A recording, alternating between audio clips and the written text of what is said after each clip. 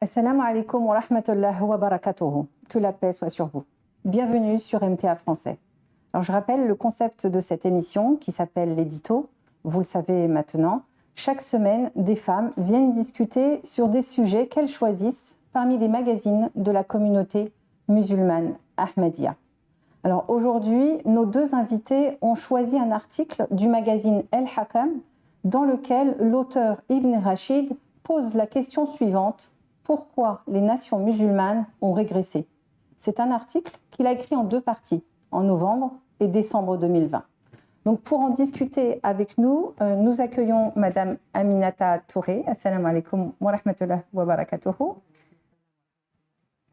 Alors Aminata, on a l'habitude de rappeler les fonctions de nos invités au sein de la communauté musulmane Ahmadiyya. Donc je rappelle que vous êtes secrétaire national responsable du pôle prédication et vous êtes également vice-présidente nationale.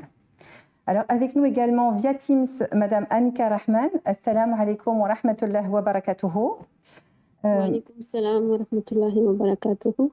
Anika, vous avez plusieurs fonctions. Vous êtes l'assistante de la secrétaire nationale chargée de l'éducation morale. Vous êtes membre de l'équipe de traduction et vous êtes également secrétaire du service à l'humanité dans le département de la Seine-Saint-Denis. Masha'Allah. Alors merci à toutes les deux d'avoir accepté notre invitation. Aminata, la première question c'est pour vous, on va tout de suite commencer. Le sujet d'aujourd'hui donc c'est le déclin des musulmans. Alors concernant le progrès matériel, nous constatons que les nations non musulmanes réussissent mieux que les nations dites musulmanes. Alors, tout d'abord, est-ce que vous êtes d'accord avec ce constat et surtout, que faut-il en penser? Alors, assalamu alaikum wa rahmatullahi wa barakatuh, tout d'abord. Oui, en effet, les nations non musulmanes sont de loin supérieures aux nations musulmanes en matière de progrès, qu'il s'agisse de sciences, de technologie, de prospérité économique, de puissance militaire ou encore de liberté et de démocratie. Alors cependant, cela ne veut pas dire que les nations musulmanes soient totalement dans l'âge des ténèbres. Alors tout d'abord, il faut garder une chose à l'esprit, c'est que Dieu est le Seigneur de toute l'humanité. Il n'est pas le Seigneur que d'une seule nation, mais de toutes les nations. Donc il a donné à tous les mêmes dispositions, les mêmes moyens, les mêmes facultés de progresser. Ensuite, il faut également savoir que Dieu a établi les lois de la nature. Les lois de la nature qui se basent sur le principe de causalité, c'est-à-dire le système de cause à effet, c'est-à-dire qu'il n'y a pas d'effet sans cause.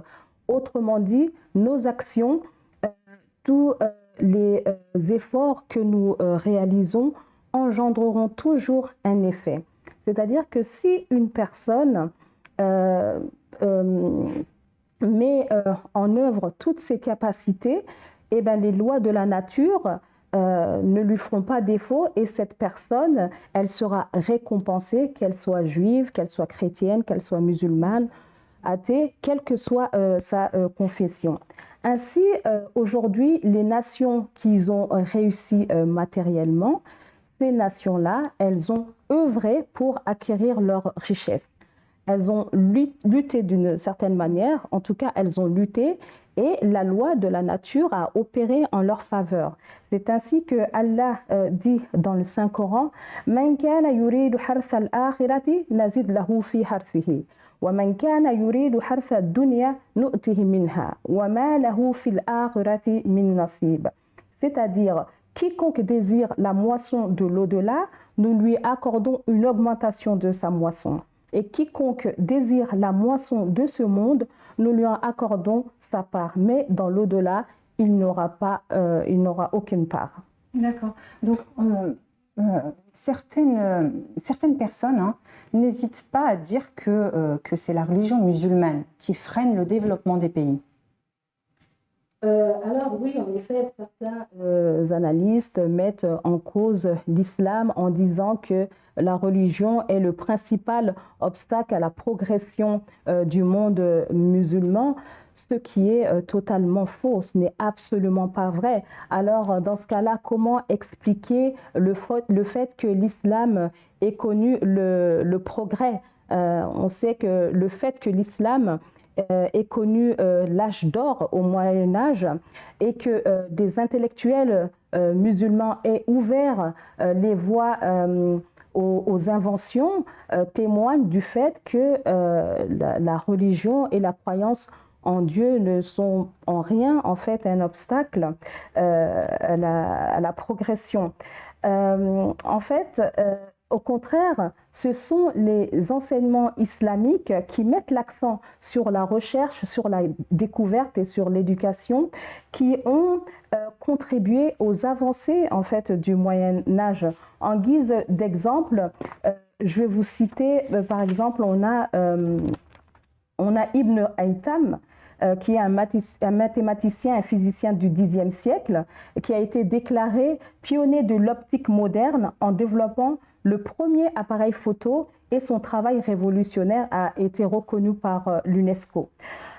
Au XIIe siècle, c'est un cartographe et explorateur musulman du nom de Sharif al-Idrissi qui a produit la carte du monde médiéval la plus complète et aussi la plus précise, utilisée durant des siècles par les voyageurs. Dans le domaine de la médecine, Al-Zahrawi, au Xe siècle, l'un des plus grands chirurgiens du monde musulman et un des pères de la chirurgie moderne, un grand nombre d'instruments chirurgicaux ont été inventés par lui. Toujours dans le domaine de la médecine, c'est un musulman du nom d'Ibn Nafis, au XIIIe siècle, qui a détaillé les bases de la circulation pulmonaire dans un manuel en arabe. Et dans le monde moderne, les algorithmes qui sont à la base de la technologie informatique ont également été développés par les musulmans. C'est encore un musulman Al-Tuti, astronaute, mathématicien et physicien du XIIIe siècle, qui a publié de nombreux ouvrages qui font de lui l'un des plus grands intellectuels de son époque. D'ailleurs, il y a un journaliste du New York Times du nom de Denis O'Brien qui l'a mentionné dans un de ses articles, et il a déclaré que les musulmans ont créé une société qui, au Moyen Âge, était le centre scientifique du monde. Alors la liste, elle est très longue, mais je voudrais juste finir en vous citant le tout premier lauréat musulman du prix Nobel, qui était un musulman ahmadi, le professeur Abou Salam, un physicien éminent qui a remporté le prix Nobel de physique en 1979. Alors, tout au long de sa vie, le professeur Abou Salam a expliqué que l'islam et le Coran en particulier inspiraient et guidaient son travail. En fait, il disait qu'il y avait environ 750 versets dans le Saint-Coran directement liés à la science et qui amélioraient notre compréhension de la nature et de l'univers. D'ailleurs, lors de sa remise de prix en 1979, il a cité des versets du Saint-Coran. Donc, affirmer que l'islam est un obstacle à la science et au progrès, c'est tout simplement une accusation qui est sans fondement. Très bien. Alors, aujourd'hui, quelles sont les raisons du retard des nations musulmanes? Alors, l'une des raisons, c'est le fait que les musulmans aient dévié, les nations musulmanes, elles ont dévié des vrais principes religieux, et de ce fait, elles ont en quelque partie renié la science. Et il faut savoir que lorsque le clergé musulman devenu moralement corrompu et dénué de tout esprit de foi est intervenu dans les affaires politiques et dans les affaires laïques, il a qualifié de déviation et de mauvaises choses tout progrès, en fait, tout progrès scientifique. Et jusqu'à très récemment, le haut-parleur était considéré par certains pour quelque chose d'illégal et de complètement non autorisé. Et on voit aujourd'hui que ce sont ces mêmes personnes qui utilisent ce haut-parleur pour débiter leurs paroles violentes. Donc, c'est bien en fait cette déviation qui est en grande partie responsable de ce retard. Alors, on va aborder cette déviation un petit peu plus tard, mais avant j'ai une question pour Annika concernant la réussite. Annika, on a parlé de la réussite des nations. Maintenant, dans notre vie personnelle, quand on est croyant, quand on est musulman, est-ce qu'on peut envier la réussite des autres? Assalamu alaikum wa rahmatullahi wa barakatuhu. Donc, pour répondre à votre question, c'est vrai que parfois, et même souvent, on a tendance à regarder celui qui a plus que nous en termes de biens matériels et nous dire que cette personne a bien réussi sa vie. Comment elle a réussi sa vie? On se dit, elle a réussi à fonder une famille, elle a une belle carrière, une grande maison, des voitures de luxe. On compte donc ces biens matériels-là. Et on va même se demander pourquoi pas moi. On cherche même parfois à dépasser l'autre. Et parfois, quand on n'a pas tout cela ou quand on n'y arrive pas, alors on commence à faire des reproches à Dieu. En disant que voilà, moi je suis une personne qui se comporte bien envers les autres. Je fais les efforts nécessaires pour gagner ma vie. Mais un tel a beaucoup plus que moi et parfois sans acharnement ou sans faire d'efforts. Et là, on commence à ressentir une certaine injustice de la part de Dieu. Mais bien sûr, il n'en est guère ainsi.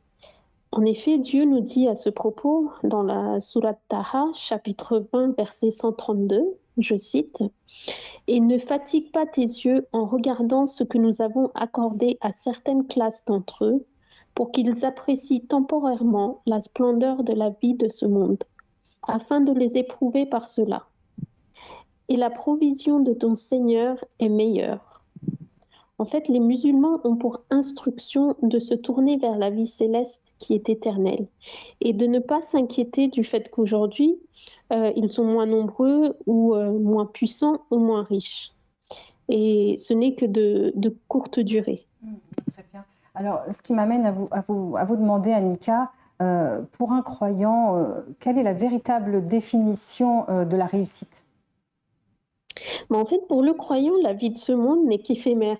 Ce n'est qu'un passage ou même une épreuve dans laquelle ne réussit que celui qui arrive à se doter des biens de l'au-delà, puisque c'est cela la véritable vie, la véritable réussite. Pour le croyant, la véritable réussite, c'est la satisfaction de son Seigneur, c'est gagner l'amour et la proximité de Dieu et de vivre, de passer sa vie selon les commandements divins et toujours donner priorité à sa foi sur toute affaire mondaine.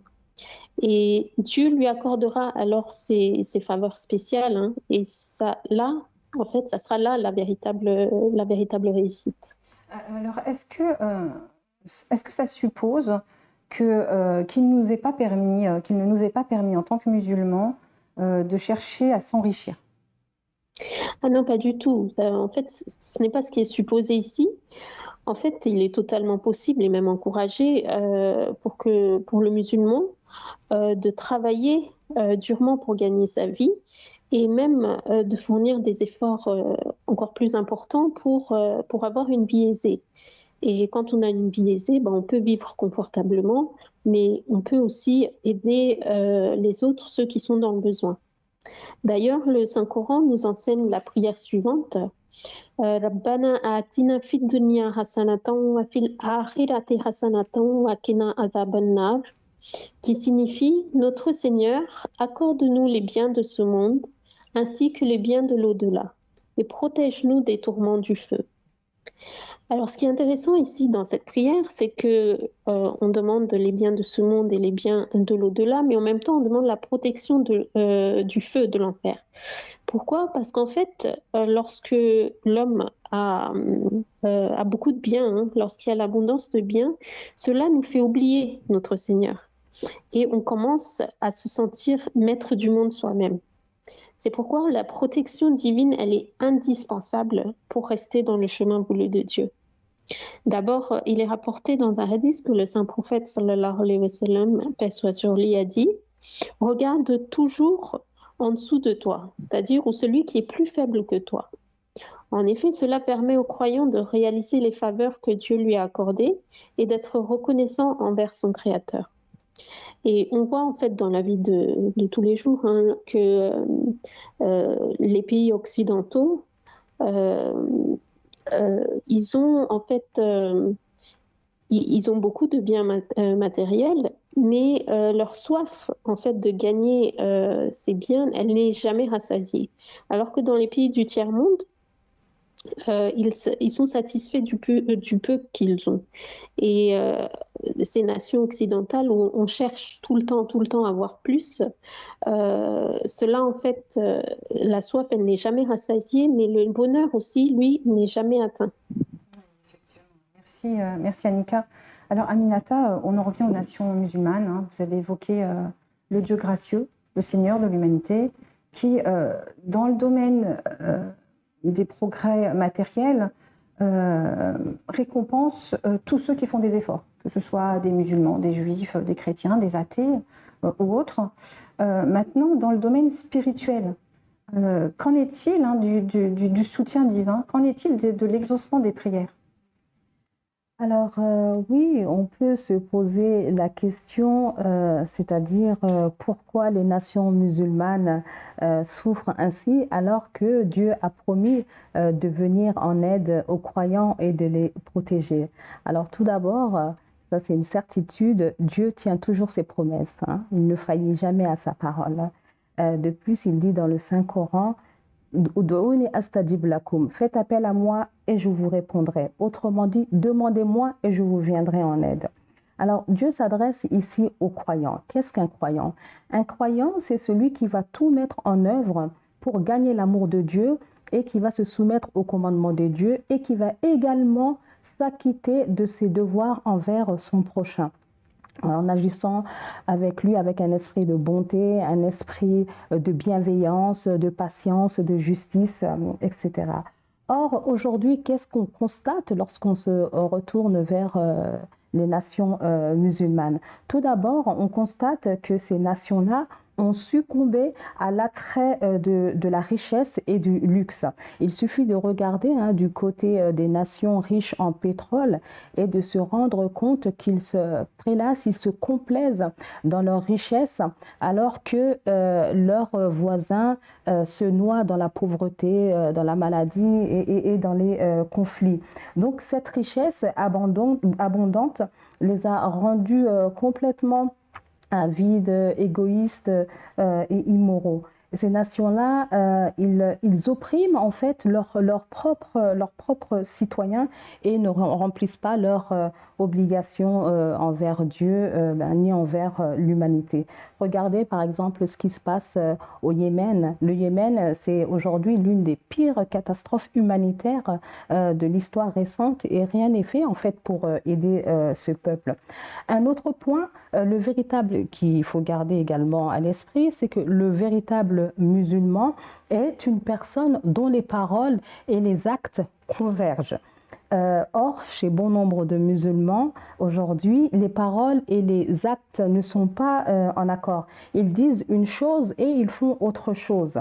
Allah dit dans le Saint-Coran, pourquoi dites-vous ce que vous ne faites pas? Ya ayyuhalladhina amanu, lima taquluna ma la taf'alun, kabura maqtan inda Allahi an taqula ma la taf'alun. C'est-à-dire, pour vous qui croyez, pourquoi dites-vous ce que vous ne faites pas? C'est extrêmement odieux aux yeux d'Allah que vous disiez ce que vous ne faites pas. Donc c'est là dans la sourate Al-Saf.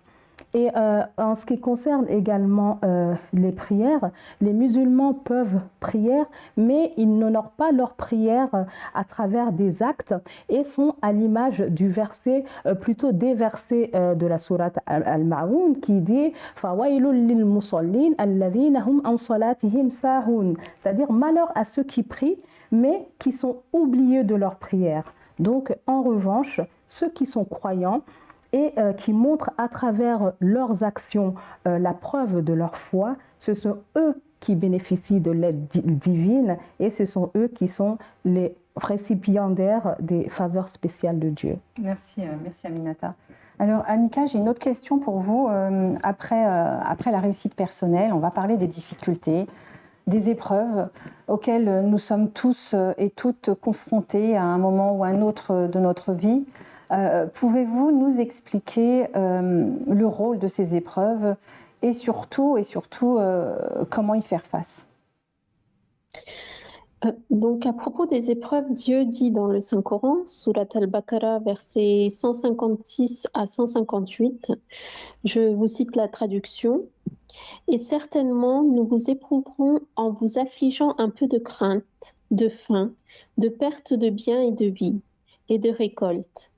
Mais annonce la bonne nouvelle à ceux qui persévèrent patiemment. Ceux qui, quand un malheur les frappe, disent « Assurément, nous appartenons à Allah, et certainement c'est à lui que nous retournerons. » Ce sont ceux-là qui reçoivent les bénédictions de leur Seigneur et aussi la miséricorde. Et ce sont ceux-là qui sont bien guidés. Donc on voit à travers ces versets qu'en fait les épreuves sont un passage obligatoire pour tout croyant. En effet, comme Dieu le dit, seuls réussissent ceux qui prient et persévèrent dans la patience. À propos des épreuves, le Messie promis alayhi salatu wassalam, qui est le fondateur de la communauté musulmane Ahmadiyya, a affirmé dans son livre L'Arche de Noé, il dit « Il est nécessaire que vous endurez diverses afflictions et que vous soyez privés de certaines choses désirées depuis longtemps. Mais n'en soyez pas affligés, car c'est votre Dieu qui vous met à l'épreuve pour tester la fidélité de votre cœur sur sa voie. Si vous souhaitez que les anges chantent vos louanges au ciel, alors réjouissez-vous lorsque l'on vous persécute et rendez grâce à votre Seigneur lorsque l'on vous insulte. Et ne rompez pas le lien établi même en cas d'échec. » Il poursuit en disant « Parfois, Dieu éprouve différemment la personne qui l'abandonne. Il la prive des biens de ce monde.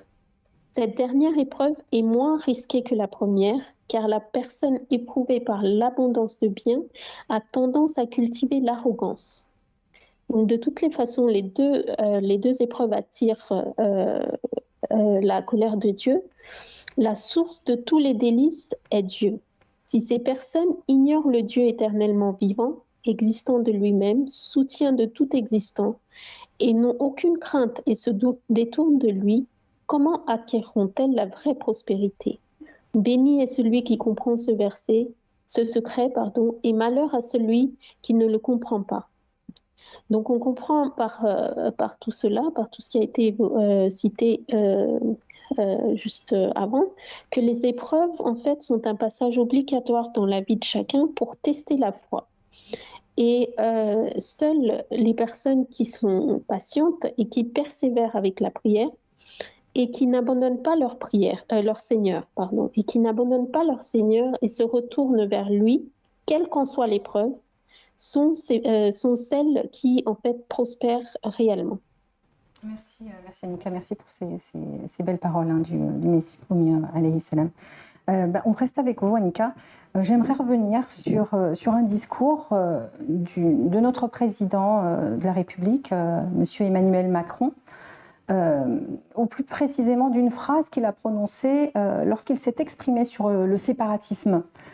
Il a déclaré, et je cite, « L'islam est en crise ». Alors cette phrase a suscité beaucoup d'indignation dans le monde musulman. Est-ce que vous pouvez nous faire part de votre réaction, s'il vous plaît? Écoutez, pour être honnête, dans le contexte difficile dans lequel se trouve notre pays, cette phrase tenue par notre président m'a d'abord surprise, voire choquée, mais aussi heurtée. Surprise, pourquoi? Car c'est un moment où nous devons nous unir nous tous, citoyens français, contre ceux qui créent le désordre, et quelle que soit notre origine et notre confession. Un moment où, au lieu de pointer du doigt directement une religion, il faudrait s'attaquer au véritable problème, qui lui n'a aucun lien avec une quelconque religion. Oui, le terrorisme n'a aucune religion. Et en tant que musulmane, cette phrase m'a heurtée car elle rabaisse une religion qui, elle, ne faiblit pas, mais qui fleurit, une religion qui enseigne la paix, l'amour et l'harmonie. Oui, en effet, ce qui est vrai, c'est que l'attitude de certains musulmans aujourd'hui est très éloignée des vrais enseignements de l'islam. Oui, malheureusement. Alors, quelle a été la réaction du calife actuel de la communauté musulmane ahmadiyya? Alors, le calife actuel, le 5e calife, Hazrat Mirza Masroor Ahmed, qui est donc le chef suprême et mondial de la communauté musulmane ahmadiyya, il a, durant son sermon du 6 novembre 2020, a condamné les caricatures du prophète de l'islam, paix soit sur lui, et il a réagi de manière très directe aux propos du chef de l'État français, selon lequel l'islam serait en crise.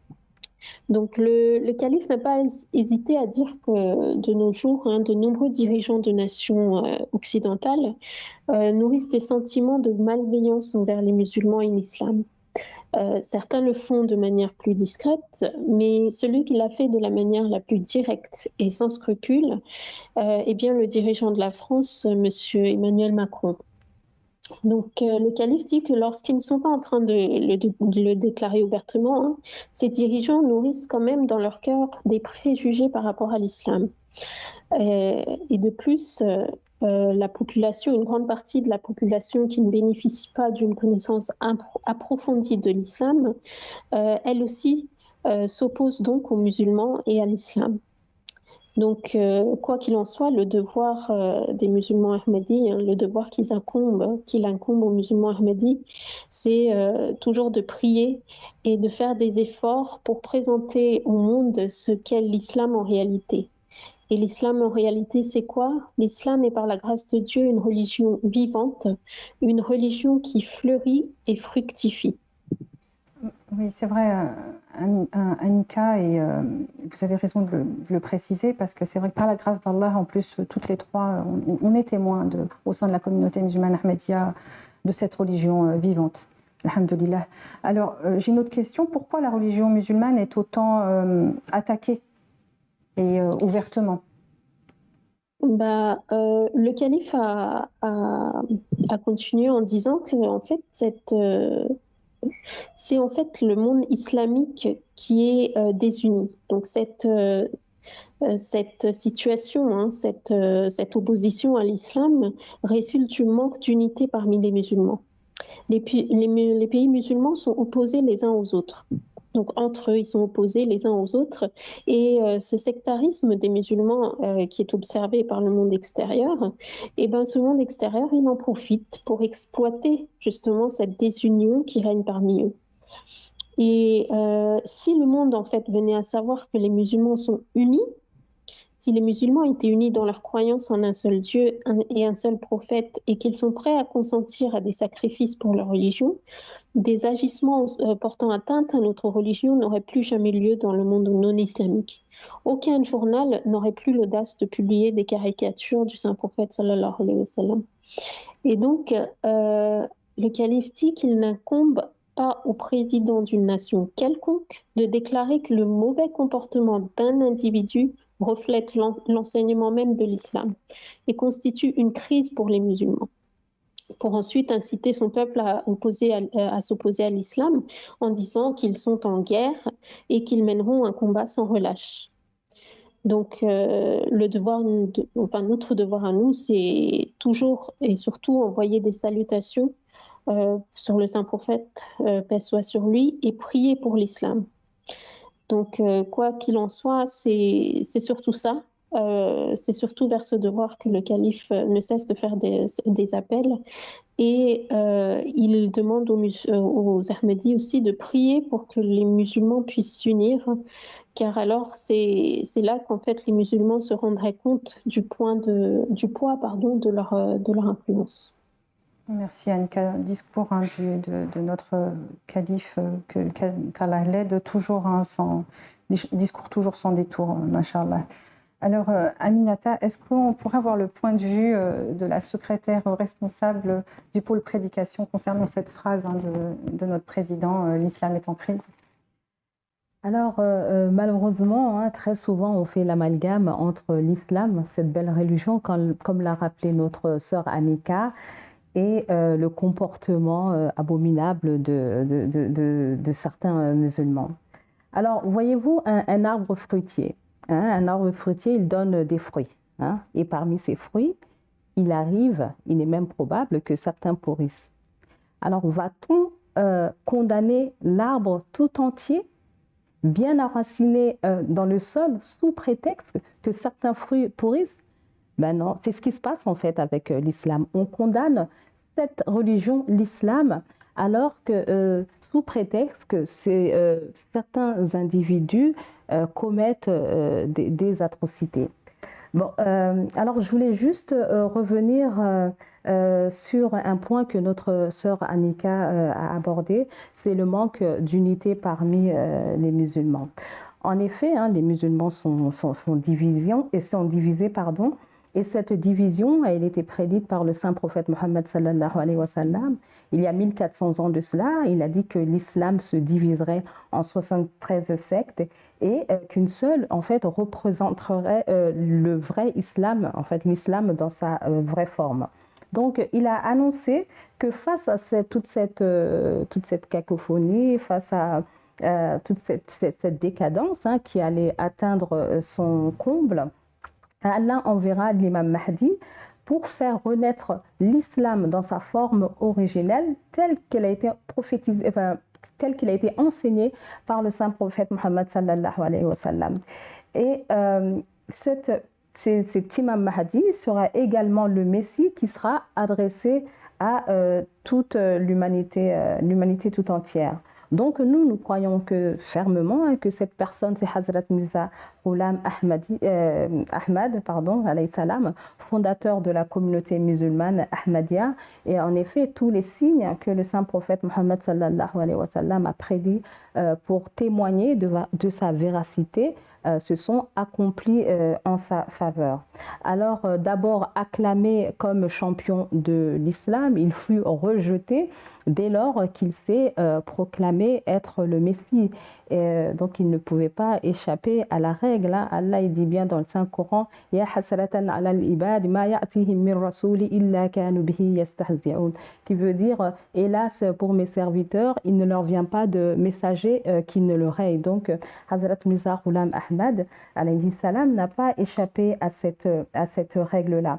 Ce qu'il faut savoir, c'est que vous savez, lorsque un prophète arrive, il arrive avec un nouveau message.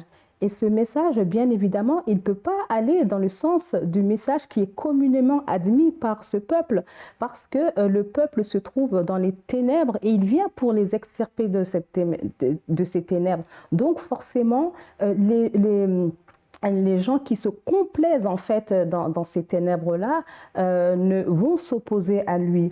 Et on voit que les plus farouches opposants des prophètes sont souvent ceux qui sont au sommet du pouvoir, de la gloire, ainsi ceux qui sont aussi au sommet, ce sont eux qui sont aussi au sommet de l'arrogance et du mal. Et le prophète, quant à lui et ses suivants, ils sont méprisés par la majorité, ils sont persécutés par l'élite et également ridiculisés par les masses. Cependant, le Seigneur, Allah subhanahu wa ta'ala, il est de leur côté.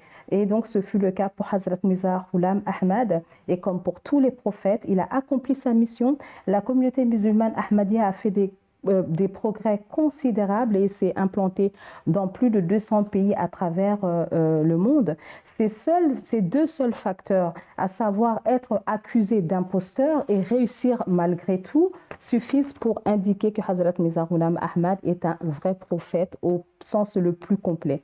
Mais malgré les campagnes, on voit, extrêmement virulentes envers la communauté musulmane Ahmadiyya par ses soi-disant théologiens, on voit que la communauté Ahmadiyya ne cesse de progresser, et notamment à sa tête le 5e calife qui fait un travail extraordinaire dans ce sens. Donc, pour conclure, Pour progresser, les musulmans doivent suivre la voie indiquée par le saint prophète Mohammed sallallahu alayhi wa sallam, à savoir accepter Hazrat Mirza Ghulam Ahmad alayhi salam comme messie promis et se ranger derrière le califat. Merci Aminata. Donc vous l'avez dit en conclusion, le prophète Mohammed sallallahu alayhi wa sallam a prophétisé le déclin des musulmans, mais il a également prophétisé donc la solution à ce déclin, c'est la venue de l'imam al-Mahdi et messie promis. Donc voilà, on arrive à la fin de l'émission. Merci à nos deux invités. Merci à vous de nous avoir suivis. On se retrouve très bientôt, Inch'Allah. En attendant, prenez soin de vous. Wassalamu alaikum wa rahmatullah wa barakatuh.